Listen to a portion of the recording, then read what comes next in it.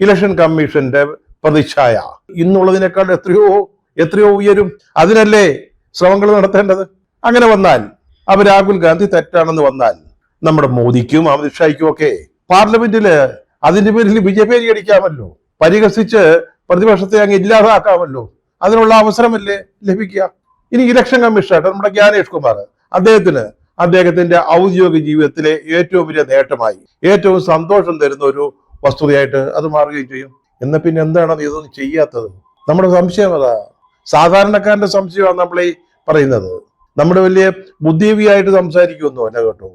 സാധാരണ മനുഷ്യന്മാർ ഇതൊക്കെ എന്നും കണ്ടുകൊണ്ടിരിക്കുന്നവര്, കേട്ടുകൊണ്ടിരിക്കുന്നവര്, വാർത്തകൾ വായിക്കുന്നവര് ഉണ്ടാകാവുന്ന സാധാരണ സംശയം. രാഹുൽ ഗാന്ധി പറയുന്ന തെറ്റാണെങ്കിൽ രേഖകൾ വെച്ച് അതങ്ങനെ അങ്ങ് തെളിയിച്ചാൽ പോരെ കമ്മീഷന്. അങ്ങനെ വന്നാല് വേറെയും ഉണ്ട് ചില പ്രയോജനങ്ങൾ. നെയ്യപ്പം തിന്നാൽ ഗുണങ്ങൾ പലതാണെന്ന് പറഞ്ഞതുപോലെ നമുക്ക് ഈ നിത്യശല്യക്കാരനായ രാഹുൽ ഗാന്ധിയെ പിടിച്ച് ജയിലിലിടാവുന്നേ, വല്ല തിഹാർ ജയിലിലോട്ടോ മറ്റോ വിട്ടേക്കാം.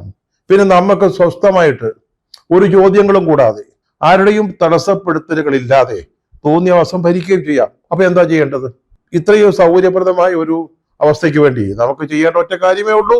രാഹുൽ ഗാന്ധി പറഞ്ഞത് രേഖകൾ വച്ച് ശരിയെല്ലാം തെളിയിക്കുക. രേഖകളാണെങ്കിൽ കമ്മീഷന്റെ കൈവശമുണ്ട്.